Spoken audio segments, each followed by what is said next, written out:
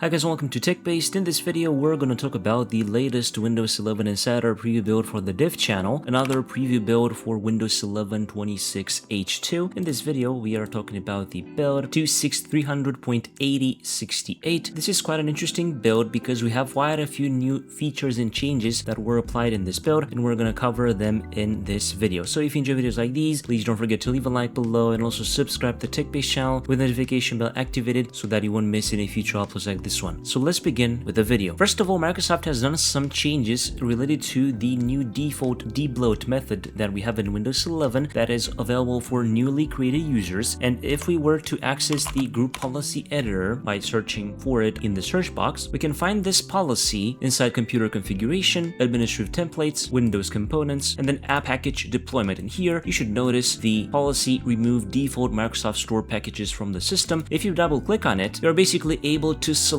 some of the default Microsoft Store packages that you want to be removed on a newly created user. And this way, we can remove some of the default apps that come pre-installed with Windows 11. But as an addition, Microsoft has updated this policy to now include a dynamic app removal list. As you can see here at the bottom, we have specify additional package family names to remove. Basically, we just need to insert the app package family name to this dynamic list, and we can remove that app. And this is good, of course, for apps that aren't present in this list that Microsoft is providing. To be able to get this package family name, you can, for example, just open up PowerShell, search for it on the search box, and then run as administrator. On user account control, click on yes, and here paste the following command. As you can see here, we have get app x package notepad, select object package family name. This is an example for the notepad app. Just press enter, and as you can see here, we are getting the package family name. And of course, we can do this with other apps as well. For example, we can delete from here notepad and type in here paint as an example, and we're getting the family name. We can then copy it and then paste it into this dynamic list. And for the notepad app as well, if we want to do it, press enter and then paste the other one here. And this is how easily you can do it. And this basically will disable these apps or not install them at all whenever you are running a new user account. This is actually pretty good, and I'm pretty happy that Microsoft is working on these new debloat methods. These are basically created for IT administrators and for enterprises, but can be easily used by a local user as well. Also, Microsoft is stating that the dynamic list is currently unavailable in the corresponding Intune CSP. When this feature becomes generally available, you can search for remove default Microsoft Store packages settings in the settings picker. And there's also a known limitation. OMA URI and multi-entry validation cannot be used to validate multi-entry ADMX multi-text policies. So this is a currently known limitation to this. I think this is a very nice change, and I think this can be pretty useful for some people. Microsoft is also updating the Windows setup experience. Basically, you'll be able to now choose a custom name for your user folder on the device name page when going through the Windows setup. The most recent update now makes it easier to choose a custom name, and this naming option is available during setup only. If you skip this step, Windows will use the default folder name and continue setup as usual. And you can basically click on the show user folder name, and then you're going to be able to choose two different names, one for the device and one for the user folder name. And as you can see, there are also some limitations. You cannot use reserved words or special characters other than hyphen, dashes, and underscore. And of course, more information about what you can name your user folder you can find in the Windows naming requirements. There's an official website on learn.microsoft.com. You can see all the limitations and all the requirements. There's also a Windows driver policy update. Basically, the Windows kernel has historically allowed third-party kernel drivers from the now deprecated cross-signed root program and the Windows hardware compatibility program. And basically, this is a major step up in security compared to the cross-signed driver program, requiring driver compatibility testing, identity vetting, verification, and virus scanning. Starting with this update, the Windows kernel will enforce a new policy removing default trust for the cross-signed drivers. This policy allows third-party drivers from the Windows hardware compatibility program by default with an allow list of trustworthy publishers and drivers from the cross-sign-in program. This feature is enabled in audit mode for a minimum of 100 hours and 3 reboots. If Windows determines that the drivers loaded during this time are compatible with the new policy, the feature is enabled. Otherwise, the system stays in audit mode. After enablement, while unlikely, some users running in enforcement mode may see cross-signed drivers blocked. This is also something pretty interesting that will improve the security side of Windows 11. We also have some new point-in-time restore updates. If we go to settings, then system, and then scroll down to recovery, and then go to point-in-time restore and click on view or edit. First of all, you'll notice that local admins will see a settings dialog behind a user account control prompt where they can view or change the default restore settings. This experience also now shows a list of restore points available on the device. device. And of course, you can turn this on if you want and customize the settings, and you can see this list of current restore points that is available. Right now, I don't have any snapshots available. Related to this, there's also updated messaging in the WinRE restore experience. Microsoft added a recommendation to plug your device into a power source during the restore, and also the OS version number is now shown in a 4-part format instead of a 2-part. Related to account settings, Microsoft 365 family subscribers will now find an option to upgrade to a different plan on the accounts page within the settings app. You can also remove the upgrade option by turning off suggested content in settings. If you're gonna do that, just search in the settings app for suggested content and then click on this option. You're gonna have here under privacy and security, recommendations and offers, the recommendations and offers in settings. Basically disable this and you'll no longer see that if you have a Microsoft 365 family plan. Another change that Microsoft is doing, the drag tray is now called drop tray, and they have also moved the options for enabling or disabling this in the settings app. If we open up the settings app, then go to system, the new options should now be inside multitasking if this has been rolled out to you. Unfortunately for me, it hasn't yet. And basically the drag tray, as it's no longer called, it's now called the drop tray. This option to disable it will be moved inside system and then multitasking. Related to input, Microsoft is doing some changes to pen settings to the pen settings page, including small changes to the options for the pen tail button. A new option, same as Copilot key, enables the pen tail button to launch the same app as the Copilot key. Related to the File Explorer, Microsoft is stopping the rollout of the refinements to the context menu, work on some further improvements, and they will bring this back in a future release. Of course, if you manually enabled it, you should still have it. Basically, you can see here this other actions section, which allows you to see some of the less used options, let's say, in the context menu. If you have it manually enabled, you should still have it on your system. If you didn't have it, of course, the rollout is paused for the moment. We also have some other improvements. For example, Microsoft improved the reliability of settings and using the preferred display language, and they have also done a change for the SFC scan now command or the system file checker. Or to open the CMD here and type in here SFC /scan now and run this command, you should no longer see some unexpected errors coming from here. This should be more reliable at the moment. And this is pretty much all there is to it, to the latest Windows 11 26H2 preview build, the build 26300.8068. More information will be in the article below and also on the official Microsoft blog post if you're interested about that. If you enjoyed this video, please don't forget to leave a like below and also subscribe to the TechBased channel with the notification bell activated so that you won't miss any future uploads like this one. I was Emmanuel from TechBased. Until next time, have a nice day.